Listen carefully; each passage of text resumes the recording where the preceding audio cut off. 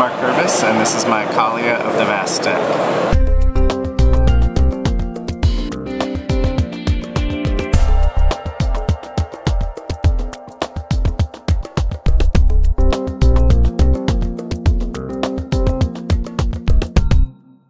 Alright, so this is my Kaalia of the Vast deck. I actually was on the design team for Commander, and this version of it is the version that I got to build after the fact with no constraints on it. You know, there's of course the reserved list, so we don't necessarily have access to everything when we're building decks like that. Commander was my first design team, and when we started building these decks, the precons, all we knew was our Dragon General. So I had Oros.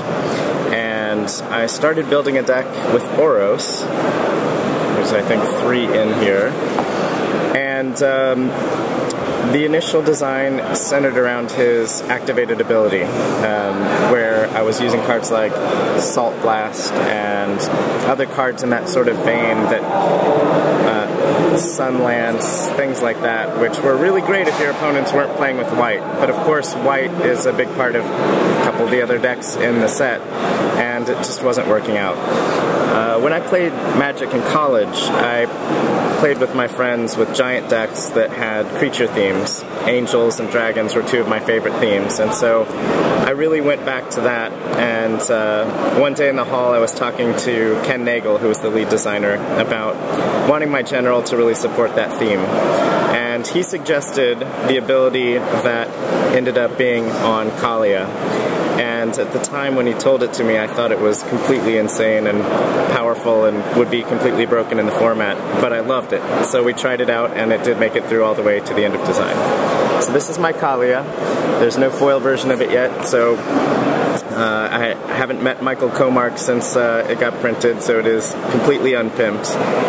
I'm a big-time collector, and so I've tried to bling out this deck as much as possible.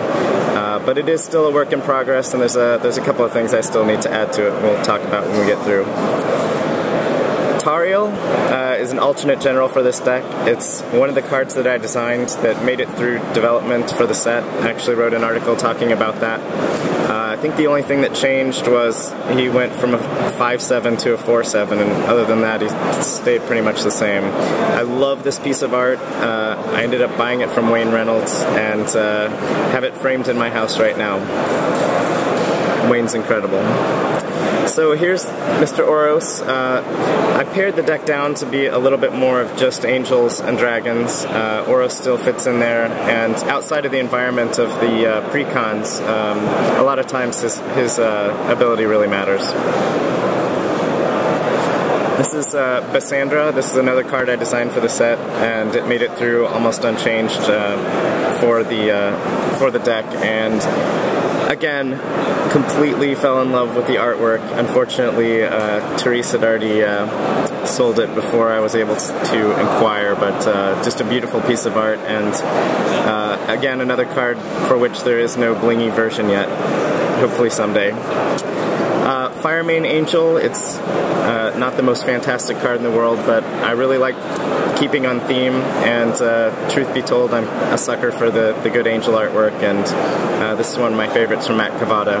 It's also one of the cards that allows me to gain a little bit of life, and as we'll talk about over, as we get a little deeper, that will come into play at certain points. Let's see. It's an old Fallen Angel. It's great for when you're playing against people with decks that like to steal your creatures. It frustrates them in that way, and comes in handy for a lot of situations that you wouldn't necessarily expect. As you can imagine, a deck with a lot of angels and dragons has a lot of trouble in the early game, so I put in the little dragon whelp here. And it's just one of the creatures in theme that I can actually drop before turn 6. This is Linvala. She's sort of a staple in a lot of angel decks for Commander. This one I picked up in Nagoya earlier this year. This is another staple. This card is particularly sick if you can get it out with Kaalia on turn 3 or turn 4. And and of course anytime you can get it back from the graveyard, it's great to be able to reuse this and abuse it. And what Angel deck wouldn't be complete with Akroma? Completely sick to put it out with Kaalia, and amazing art by Chippy Dugan. Windborn Muse, not an angel, it's actually a spirit, but one of the things that I like to do in big group games is turtle to some extent, especially since this deck, if you don't get Kaalia out early, if you're using Tariel as the alternate general, you have a lot of early game where you're not doing very much, and so to be able to get something like Windborn Muse out that's a deterrent for your opponents in the early game, it's nice so that you can build things up over time. Exalted Angel is in here. When I designed this, it had a little bit more of a morph sub-theme. I like the mystery aspect to the morph creatures and just the sort of general mystery that it creates when you put something face down on the table. It's another really great way to gain some life as well. Of course, I would expect most people expect Baneslayer to be in this deck. Blinding Angel. A little bit of a political card. If there's nobody else with flying blockers, you can lock those folks down, and or just threaten to lock them down. This card went through a lot of changes in design and development. As it is now, when it comes into play, players pick War or Peace, and depending on what you choose, you either get +3/+0 or +0/+3. It's another card that gets pretty ridiculous early game if you get it out with Kaalia, and just amazing art by Greg Staples. Platinum Angel, another piece of art that I've been in love with since it was, done in the original Mirrodin, and not being able to lose the game, especially in the late game, can come in handy sometimes. Serra Advocate is in there for politics. It's also in there to be able to play something in the mid-game, but just being able to meddle with other people's combat can often help you build alliances. The other Akroma, this is actually in the deck as the pre-con deck, the original, and it fits in with the morph theme a little bit.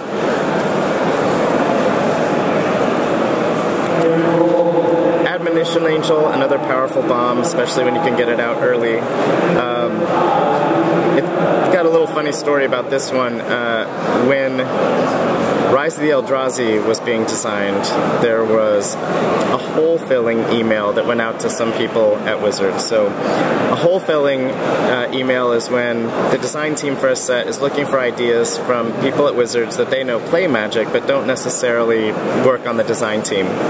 So I submitted this card for Rise of the Eldrazi, and when I asked some of the people in R&D about what they thought of my idea, they were like, "We thought you were joking because this card is already in Worldwake." So at the time, Worldwake was already in the can, but I hadn't seen it yet, and so I guess great minds think alike.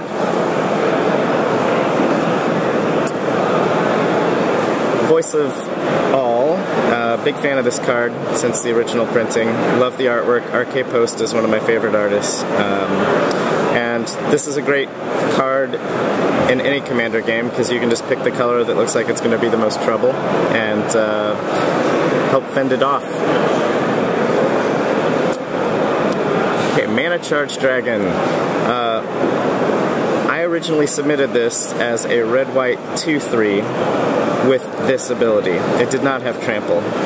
Ken Nagel likes to go big, and he was the lead designer, so he turned it into this amazing political card. Flying trample, anyone can pay X whenever it attacks to give it fire breathing with colorless mana. A very political card, very controversial card, but one that I love and I'm pretty happy to put in my deck. Lightning Dragon, this was the very first foil card ever given out to the public. It was the pre-release card for Urza's Saga, and I was living in LA at the time when this pre-release happened, and, you know, just fell in love with the artwork, loved the card, and it's a pretty beefy card to be able to drop in the the late early game. This guy is just always good to have around to be able to search through your deck for planes if you don't have access to Kaalia because maybe someone shuffled it into your deck for you or something like that. You're going to need ways to ramp up for mana, and this guy always comes in handy. I have a couple of the appropriate Kamigawa dragons in here. I love that cycle in Kamigawa, and I really enjoy these dragons as again, a little bit of a turtling strategy because a lot of times people don't want to run into your Yosei or your Ryusei.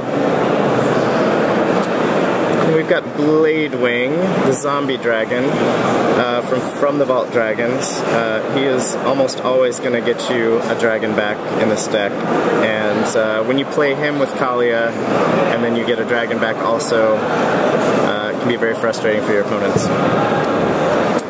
Death by Dragons, big fan of this card, very political card, very fun card that we're really excited to be able to put into Commander. Now we're getting into some of the non-angel, non-dragon cards that are in this deck. I think I mentioned at the beginning of this deck is still going through some tweaks, so some of this doesn't necessarily fit too well, but part of what I love about Commander is that with a deck this big, almost, no two games are the same, and so I like, mixing it up a little bit. So Balefire Liege is sort of a no-brainer if you can handle going off theme. This completely doesn't fit. You can't get her out with Kaalia, but I absolutely love the artwork. I actually wrote the flavor text on this card, and the only compensation we get as Wizards employees for working on flavor text and names is getting a foil copy of the card that you get your work on. And I love this card. I played Commander with Aaron Forsyth a couple of days ago, and this was the star of the show. When she came out, it really sealed the deal. Weathered Wayfarer, pretty much a staple in white decks to help you get your mana. This is my Father of Runes, modified by Scott Fisher. Great card just to help you punch through your opponent's defenses or to keep you alive if you're in trouble, and it's a 1-drop, which this deck needs. Guildmage, it's just a great early game card to play. It's very versatile, and in the late game when you've got a lot of mana, it can really have an impact on the game. Same with Boros Guildmage. Anger. Nettling Imp, completely in there for politics. Also have to confess that I love alpha cards. I think that the thicker border is it just is so striking when it's sitting on the table next to cards in the new frame, and I love the way that they look. Wall of Souls is one of the best walls for Commander, I think. Most people don't realize that if it is dealt damage, you get to choose the target of where which opponent gets the damage dealt to them. So if you're the one attacking me, I can block with this and deal the damage to a third player. So extremely political, and most people don't necessarily pick up on the subtlety of the wording of this one. AEther Membrane in there for the early game defense. Just another wacky wall that does a little bit more than it maybe should for 3 mana. No Mercy is in here just to keep people off until I get out the big beats. Here is a staple, my Lightning Bracers, modified by Mr. Jarvis. Sol Ring, every Commander deck needs a Sol Ring. AEther Vial, again, if I'm using Oros or Tariel as the commander for this deck, or if my Kaalia has been shuffled into my library, it's another way to get the big creatures out a little easier. The Zoetic Cavern is in here just to frustrate the people who think that they're getting one of the big angels when they're targeting my morphs. Sword of Light and Shadow, huge fan of Mr. Zug. These cards are great. Fire Nice, same deal. Congregate, very frustrating to a lot of people, but very, very powerful in multiplayer. And again, another piece of amazing Mark Zug art. Now, Greed was, I thought, a very important part of this deck in design. It is the only change that I disagreed with when it went through development. Eric Lauer ended up taking Greed out. I have to give him a lot of credit because he also did a great job of fixing the mana base and making it the deck that it is. But with so many opportunities for life gain in this deck and not very many card drawing engines, Greed ends up being incredibly valuable for an outlet for drawing cards and for dumping off that extra life that you may not need. Then we get to the sweepers. Akroma's Vengeance takes care of just about everything, and conveniently also has cycling. Wrath, Catastrophe, these guys don't need any explanation. Sweepers are pretty important in Commander games. My Alpha Disc, I think when I bought this, it was in a, it was graded and in one of those plastic coffins, and while I appreciate a mint card, I wanted to actually be able to play with it, so I might be the only dork that actually broke a card out of one of those graded coffins so that I could play with it. Black Wrath of God, Purify. I got hassled a little bit in the design of this deck by the other guys about putting pinpoint removal in, but I found that, you know, sweepers, while are incredibly key staples, being able to just destroy one specific permanent and still keep your board has just, you know, almost as much value. So I've got the Mortify, the Beacon, Vindicate, and another staple here, the Tutor.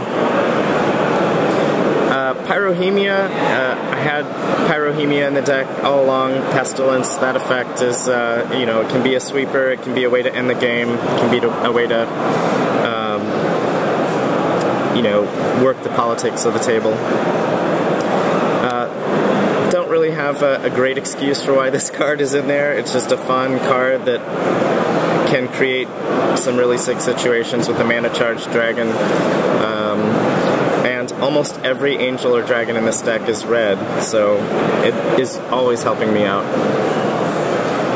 I have a couple of cards in here that are just oops I win cards, so late game Savage Beating is not something that most people are expecting.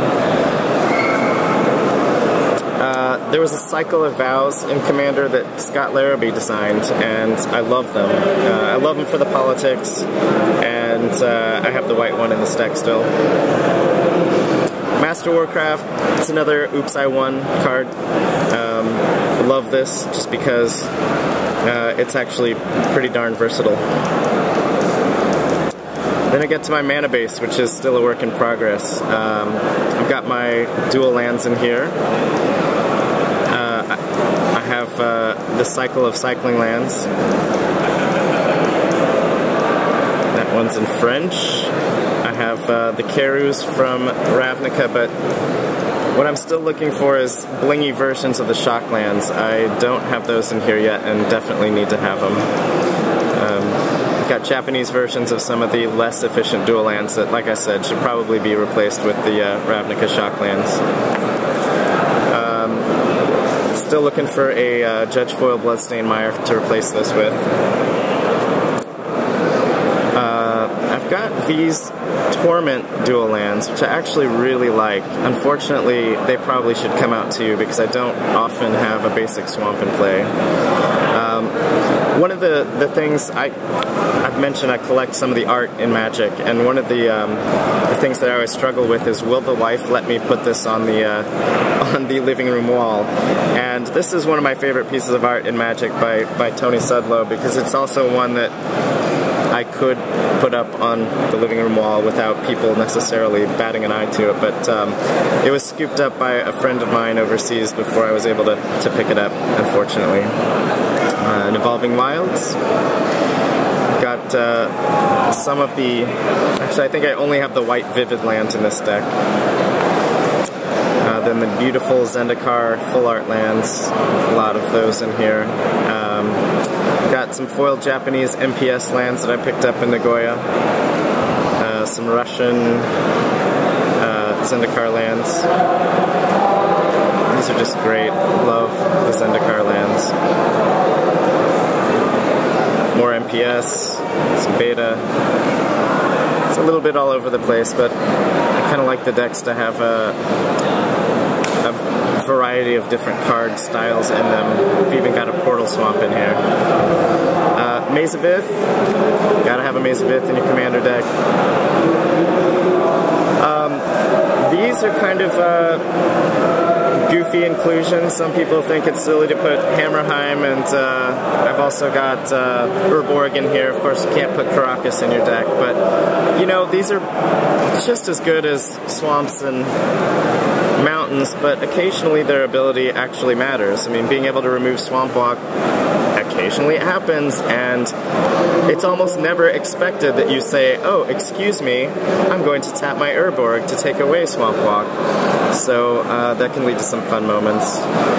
Command Tower, there's just no reason not to have this in any commander deck. Gemstone Mine, very versatile. And then I've got the sack lands from Zendikar.